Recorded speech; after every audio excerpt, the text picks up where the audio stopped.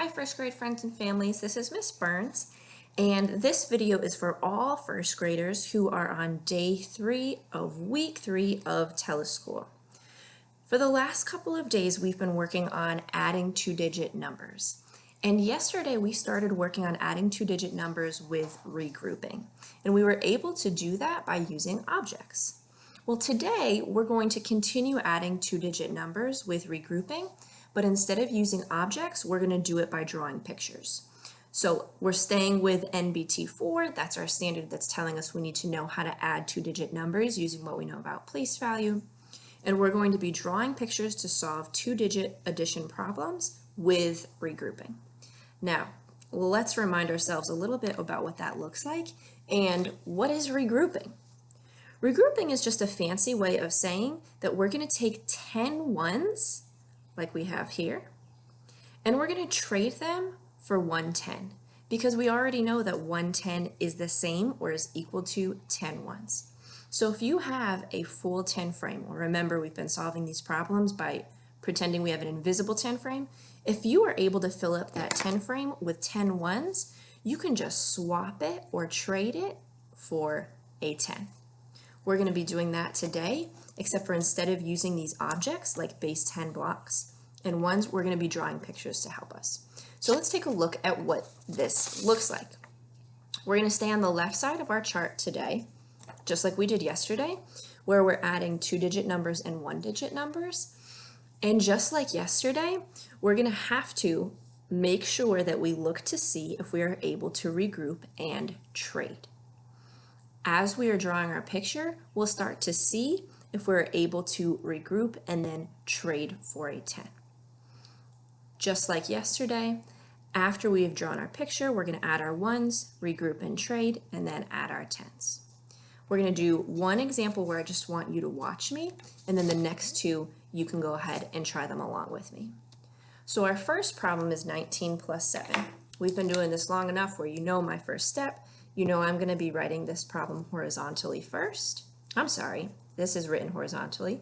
I'm going to be writing it vertically first. That's going to help me show what I know about place value to help me solve this problem. So I'm dividing up my chart into my 10s and 1s, and today we're drawing pictures to help us solve these problems. The great thing about this strategy is that you'll always have something to write with and something to write on when you're solving problems or you're taking any kind of test. So these are things you'll always have with you. I'm going to take a look at my first addend, which is 19. And I'm drawing a picture to represent this. And I remember when we drew pictures last time, that I can make myself a little key. I know that a stick or a rod is going to stand for or represent a 10. And I know that a square is going to stand for or represent a 1. So when I'm drawing 19, I know I've got one group of 10. Remember, this is standing for a group of 10, not the number 1, but a group of 10, and 9 leftover ones. And I'm going to draw those 9 leftover ones as best as I can inside of my invisible 10 frame. Here's 5, 6, 7, 8, 9. Now I'm going to take a look at my second addend. My second addend, or number that I'm adding, is 7. Well, 7 doesn't have anything in the tens place. It has 0 tens, so I don't have to draw anything there. If I move to my ones place, it has 7 ones, so I'm going to draw my 7 ones inside of that invisible 10 frame. That's going to help me when I'm regrouping. Great. So I've drawn my pictures, but now these problems are getting a little bit tricky because now I'm going to have to add my ones and see if I can regroup and trade before I move down to adding my 10s. So let's take a look at what we've got here.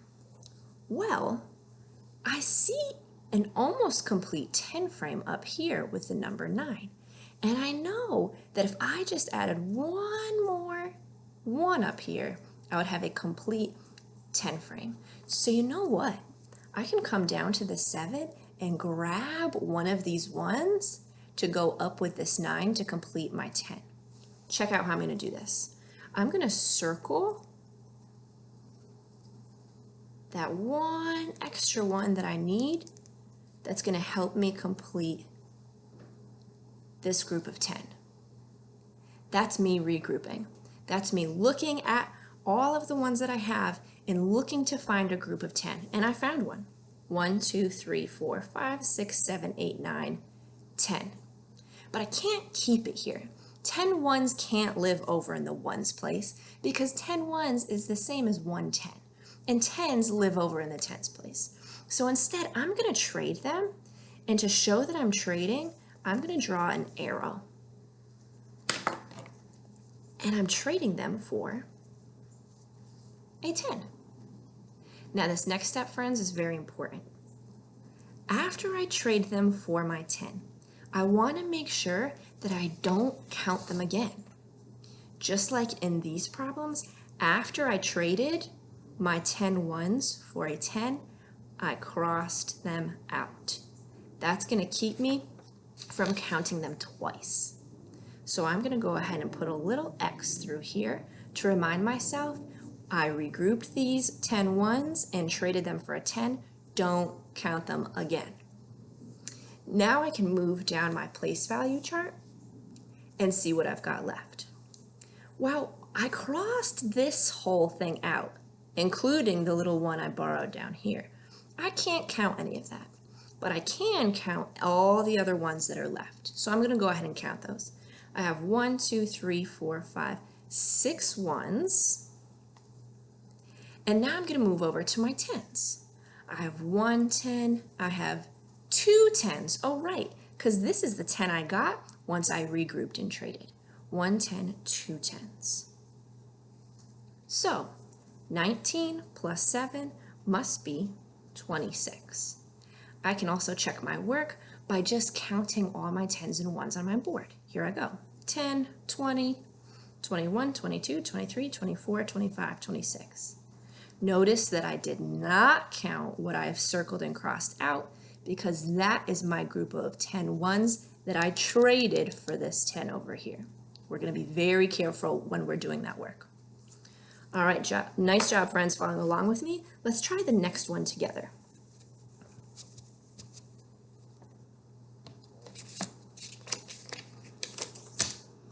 Okay, here we go. The next problem we want to solve is 35 plus 8. Well, I'm going to write this vertically because that's going to help me use what I know about place value to solve this problem. The next thing we should do is we've got it written vertically. What should we do, friends? You're right. Go ahead and add in that place value chart. That will remind us that we have groups of 10 and we also have ones. Now today we're drawing pictures to help us solve these two-digit addition problems. So the next thing I'm going to do is look at my first addend, which is what, friends? What's our first addend? You're right, 35, and we're going to draw it. Let's see. 35 is made up of 3 10s. So I'm going to go ahead and draw my 3 10s. 1, 2, 3. Remembering that this does not say 111, each of these stacks or rods is the same as 110. This is telling me I have 10, 20, 30, or 3 10s right here. Now I'm going to draw my ones. How many ones do I have in 35? Well, there are 5 ones in 35. So go ahead and draw as best you can inside your invisible 10 frame. 5 ones. We've now represented 35. But we're not done. We need to now show our second addend. What's our second addend? You're right, it's 8. Now, does 8 have any 10s? No. So we're going to leave the 10 spot alone. But it does have 8 ones.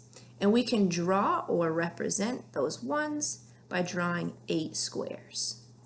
1, 2, 3, 4, 5, 6, 7, 8. Wonderful. So now that we've represented both of our addends with a picture, now we can really get into our adding. Well, I'm going to add my ones and see if I can regroup and trade. Then I can add my tens. And I know that when I regroup, I'm looking to see if I can find a group of 10 ones. You've got it. How can I get 10 ones? Well, I've got 5 ones up here, and I know that normally if I have a full 10 frame, I have 5 on the top and 5 on the bottom. I'm going to take these 5 from my 8 and put them together with my 5 from the top, like this. I've got 1, 2, 3, 4, 5, 6, 7, 8, 9, 10. I'm going to circle all of those. That was our regrouping. When we regroup, we're looking for 10 ones that we can put together to make a 10. Let's count them just to check that we have 10 ones. 1, 2, 3, 4, 5, 6, 7, 8, 9, 10. But we're not done. Once you regroup, then you have to fill in the blank. You're right, we have to trade them. We're going to show that we're trading them for a 10 by drawing an arrow and then showing that 10.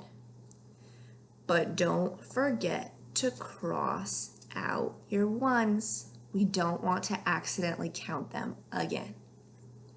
Now that we've regrouped and traded, we're ready to go back and add.